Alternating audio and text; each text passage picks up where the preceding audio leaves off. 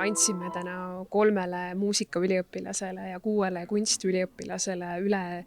Viiralti ja Lemba stipendiumid. Et nii noored inimesed on juba loonud märkimisväärset kunsti ja ka muusikat. Et see annab tõesti, ma arvan, et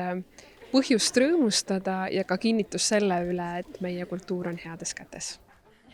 Aga lisaks sellele, et ma ise olen väga tänulik, on mul väga hea tunne selle üle, et üleüldse tunnustatakse noori kultuuriinimesi, sest et antud aegades, kus me praegu elame, on kultuur kohe eriti oluline, sest see võimaldab meil mõista seda maailma, mis meie ümber on, ja see aitab meil ka oma sellist maailmas olemise viisi mõtestada, mis tõttu on minu arvates just eriti tänuväärne, et need noored intelligendid, kes seda tulevikus tegema hakkavad ja kes seda kõike vedama hakkavad, et just neid on juba nii noorelt ja nii eos tunnustatud, mis tõttu mul on üleüldse selle kogu kontseptsiooni üle väga hea meel. Mul on väga hea meel ka, et oma teemadena nad ka on avanud sellised aktuaalsed ja meie ühiskonna jaoks olulisi teemasid ja tõesti, et see looming on olnud väga-väga märkimisväärne. Ma arvan, et võib-olla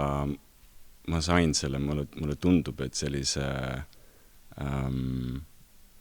ajastule kohast küsimuste küsimise eest võib-olla, et mis puudutab